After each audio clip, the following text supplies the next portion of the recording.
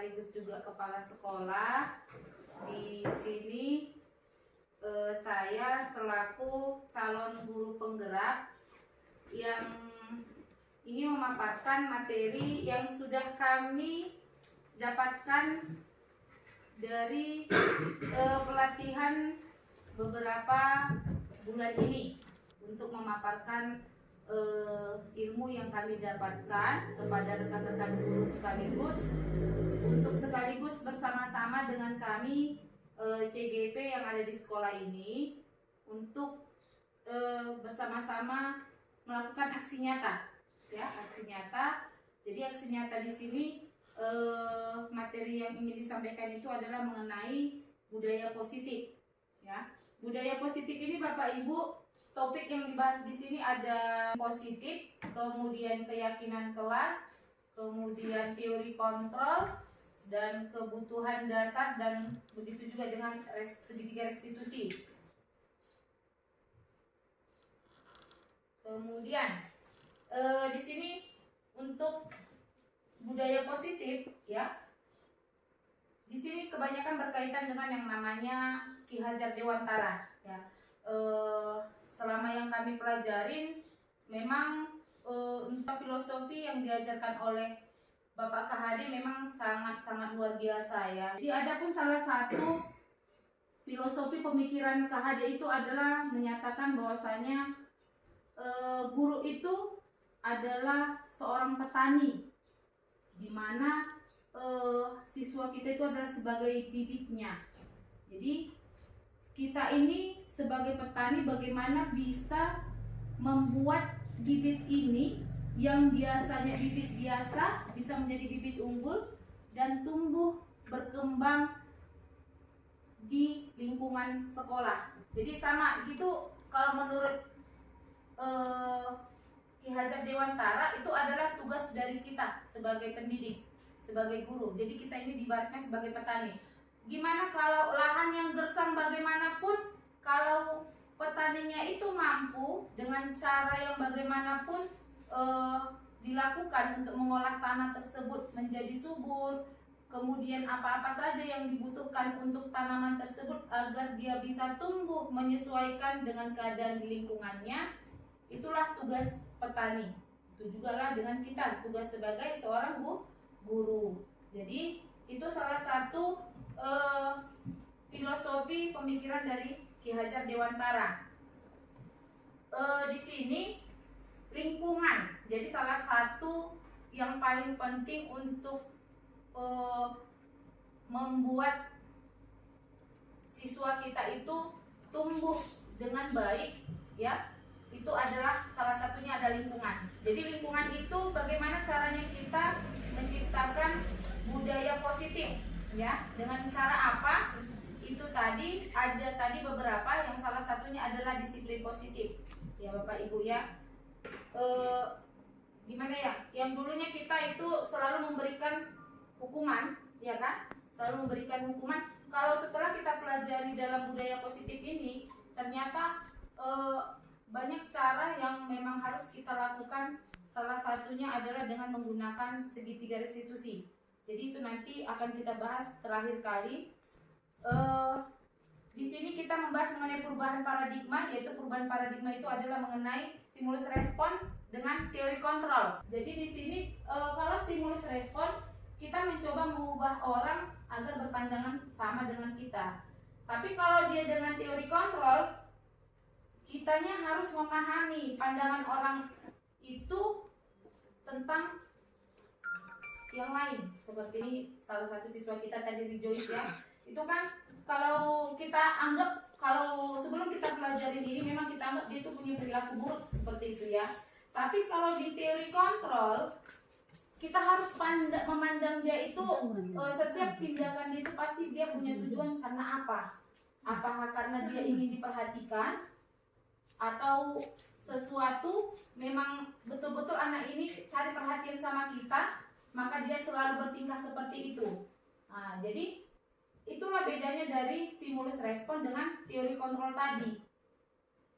Kemudian orang lain bisa mengontrol saya, tetapi kalau di teori kontrol hanya Anda yang bisa mengontrol diri Anda sendiri. Artinya balik ke orangnya itu sendiri. Jadi kita selama ini kan berprinsip berpendapat, memang jujur saya juga sendiri kalau mau mendisiplinkan siswa juga kan biasanya kebanyakan kita menghukum ya. Paling ada beberapa hanya sanksi ya Bapak Ibu ya, sanksi. Tapi saya rasa mereka melakukan perubahan diri itu karena sebenarnya dorongan dari gurunya aja gitu. Tapi kalau udah setelah itu kan berubah lagi mereka, kembali ke tingkah mereka. Tidak ada dari, karena kenapa? Tidak ada dari kesadaran diri sendiri seperti itu. Jadi contoh misalkan kalau kita bilang baju, kan biasa siswa kita itu kan buka baju.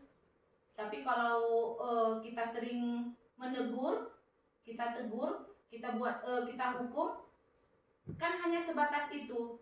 Jadi perubahannya itu tidak fleksibel, tidak seterusnya dia mengalami perubahan. Karena apa? Karena yang mendorong dia itu berubah adalah gurunya, bukan dari dalam diri sendiri. Seperti itu. Kita masuk kepada teori motivasi perilaku manusia. Di sini ada 3 teori. Yang pertama itu motivasi perilaku manusia itu untuk melakukan salah satunya adalah untuk menghindari ketidaknyamanan ataupun hukuman. Ya, jadi mungkin saja siswa itu mengikuti kemauan guru agar terhindar dari hukuman. Kemudian yang kedua, untuk mendapatkan imbalan dari orang lain.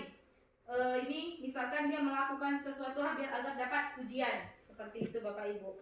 Kemudian untuk menghargai diri sendiri, menjadi insan sesuai harapan kita. Jadi di sini biasanya saya akan menjadi orang seperti apa bila saya melakukannya. Itu biasanya. Kemudian salah satu dari budaya positif adalah kebutuhan dasar manusia. Di sini kebutuhan dasar manusia itu ada 4: cinta kasih, kemudian penguasaan, kebebasan, dan kesenangan. Jadi di sini saya kasih contoh Bapak Ibu, misalkan kalau kita dalam bentuk cerita, ibu guru bilang aku tidak boleh bersenandung sewaktu mengerjakan tugas. Katanya kelas harus tenang, tidak ada suara. Padahal kan aku suka dan senang menyanyi. Jadi berarti di sini kebutuhan dasar dari si siswa itu adalah kebebasan. Kebebasan karena dia suka dengan menyanyi, sementara guru melarang dia untuk bersenandung. Seperti itu. Jadi sebenarnya di sini kita harus memahami kebutuhan dasar dari manusia tersebut agar kita paham kebutuhan dari siswa kita. Bosen. Kemudian yang kedua, ibu guru tidak menyapaku hari ini, padahal aku pakai jepit rambut baru. Berarti di sini siswanya itu kira-kira gimana? Iya, pas itu ibu tangga. Butuh perhatian, kasih sayang. Kemudian yang ketiga, aku bosan. Masa belajarnya cuma gitu-gitu aja, dengerin ibu guru aja. Berarti di sini dia apa kira-kira Bapak Ibu? Ini kebutuhan dasarnya. Kesenangan.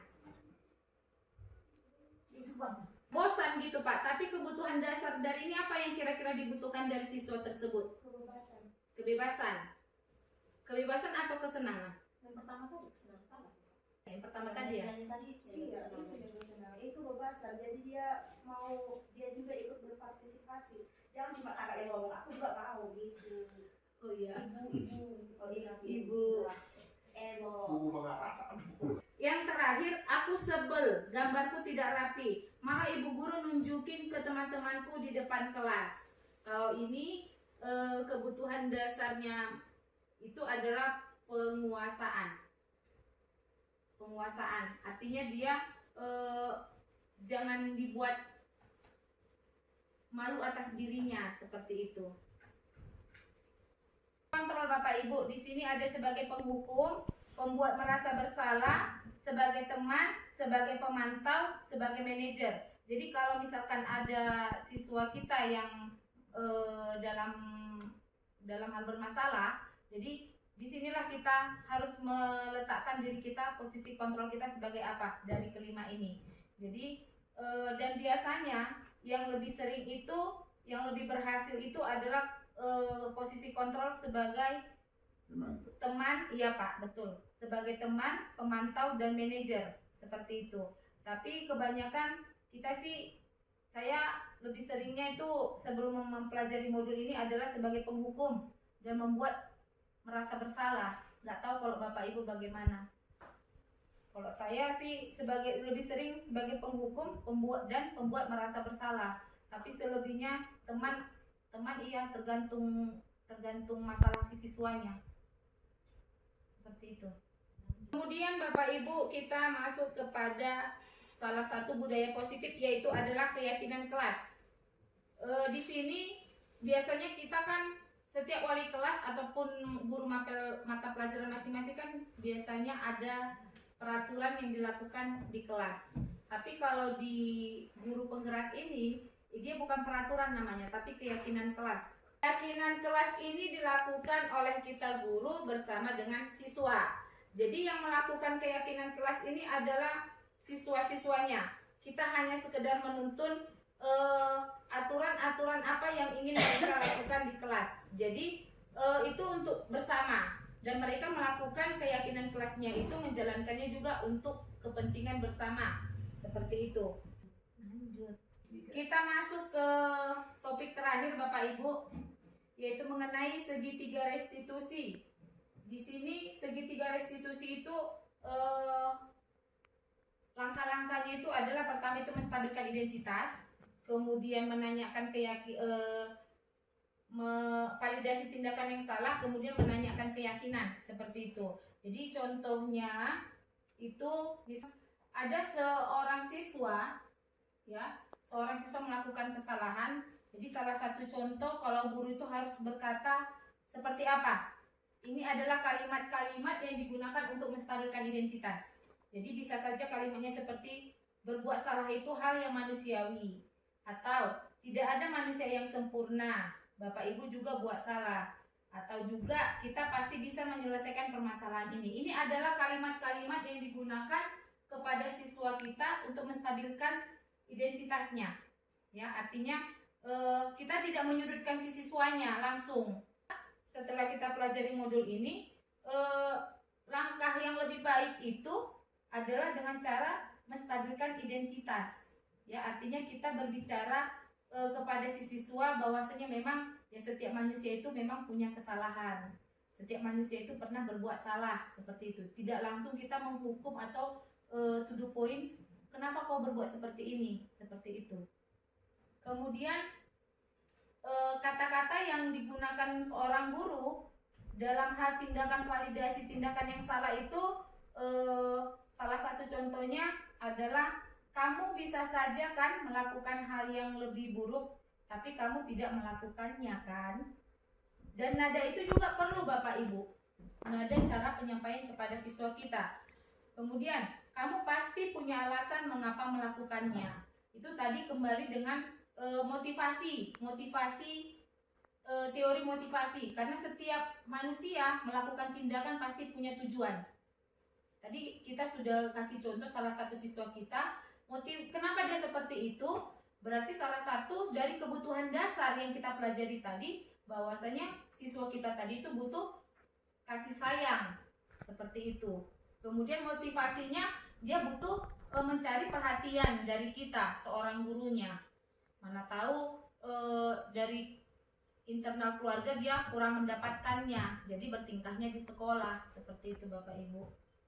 Kemudian yang terakhir adalah menanyakan keyakinan. Jadi di sini kita menanyakan keyakinan, kita tanyakan keyakinan sesuai yang sudah kita sepakati tadi mengenai keyakinan kelas maupun keyakinan sekolah. Jadi di sini kita berbicara bukan peraturan sekolah, tetapi keyakinan sekolah. Kalau di dalam pelajaran guru penggerak, dia tidak diganti peraturan sekolah, namanya menjadi keyakinan, seperti itu. Karena kenapa diganti keyakinan? Karena kita harus memang yakin, kita harus mampu untuk melaksanakan yang kita setujui, yang kita sepakati. Karena kenapa? Kita yang ikut di situ bukan lagi selama ini kan peraturan sekolah ataupun peraturan di kelas itu kan kita yang menentukan. Tidak boleh begini, tidak boleh begitu. Tapi kalau berbeda dengan yang namanya keyakinan kelas. Keyakinan kelas itu siswanya yang kita ajak dan siswanya sendiri yang berpendapat. Apa kira-kira yang harus kita lakukan? Apa kira-kira peraturan ataupun ketentuan yang kita lakukan di kelas biar sama-sama saling kita ikutin. Seperti itu.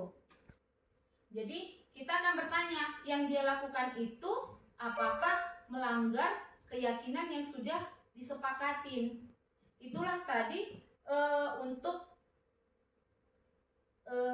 langkah menanyakan keyakinan tadi Bapak Ibu.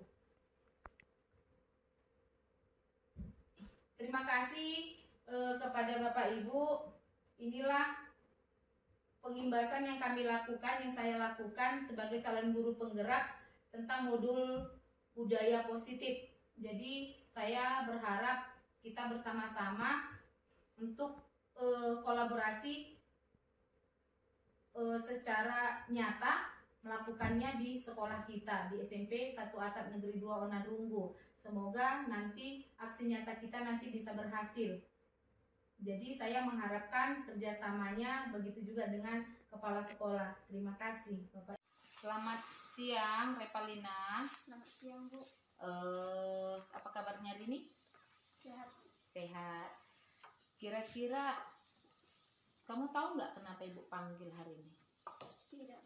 Tidak tahu. Tidak. Coba dulu kira-kira diingat dulu, apakah kamu ada masalah beberapa hari ini, kesalahan yang kamu lakukan, coba ingat-ingat dulu. Oh iya Bu. Apa itu? Selama beberapa hari ini Ibu piket berturut-turut saya terlambat. Oke, ingat berarti ya, terlambat ya. Terus kok bisa terlambat sih? Rumahnya kan dekat dengan sekolah. Jalan kaki aja bisa ditempuh. Jadi kenapa akhir-akhir ini kamu bisa terlambat? Nunggu teman. Nunggu teman? Iya. Wow, sahabat ya.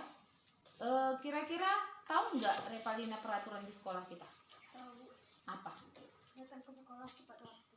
Iya, berarti tepat waktu ya. Berarti kalau kita masuk jam 7:30, berarti Repalina harus datang 7:15. Kan begitu ya? Iya, berarti kalau gitu kira-kira 7:15 harus sampai, berarti harus tahu dong jam berapa dari rumah, kan begitu ya? Iya. Kira-kira menurut kamu tindakanmu itu sudah melanggar peraturan atau tidak? Sudah melanggar. Sudah melanggar, ya kan, karena tidak sesuai dengan peraturan sekolah.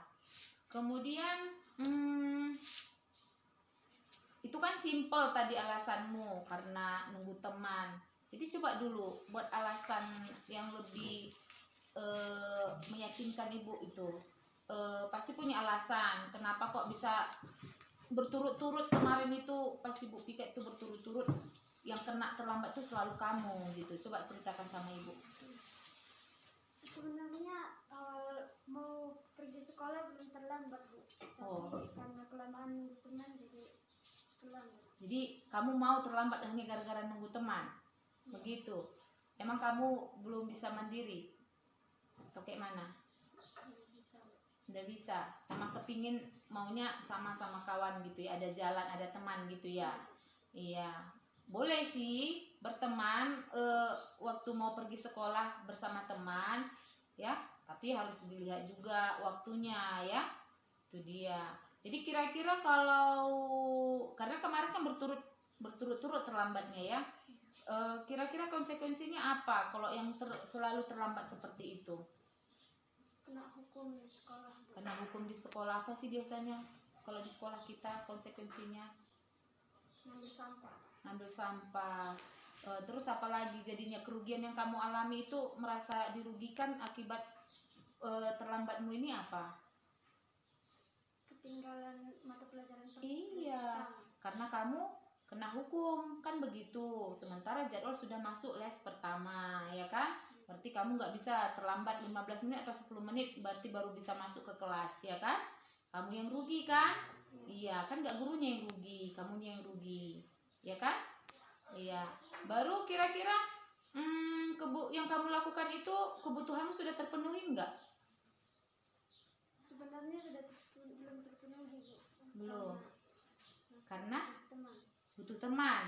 Iya, makanya kamu selalu mau asal pergi sekolah biar ada kawan gitu ya. Iya. Begitu.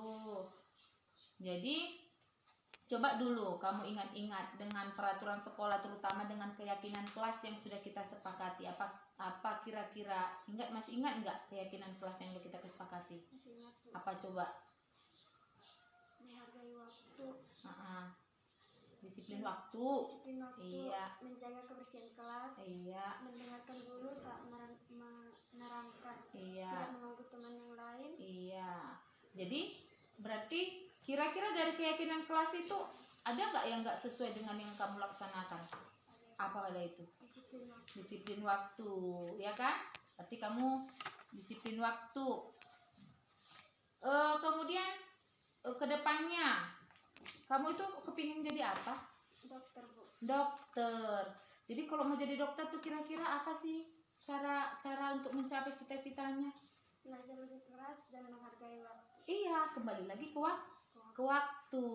Jadi segala sesuatunya itu waktu sangat berharga ya.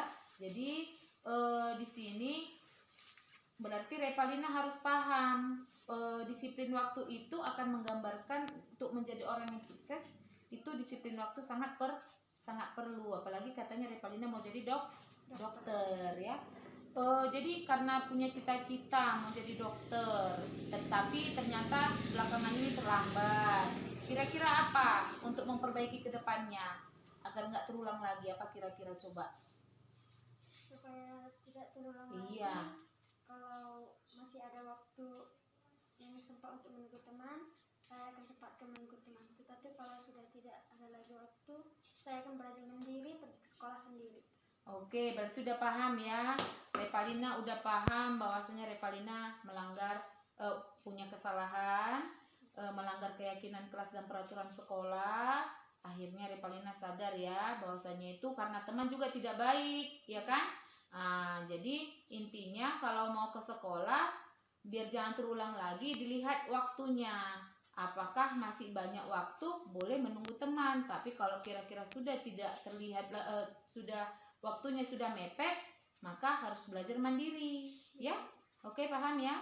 Oke, terima kasih ya atas kedatangannya, atas panggilannya sudah mau hadir dan bercerita-cerita dengan Ibu. Terima kasih Revalina. Saya Revalina Nenggolan, kelas 9B di sekolah SMP 1 Atap Negeri 2 Onan Runggo. Saya dipanggil Ibu Sundari Gultom karena terlambat datang ke sekolah. Setelah dipanggil dan diberi nasihat secara halus, saya sadar saya salah karena telah melanggar peraturan sekolah dan keyakinan kelas yang disepakati.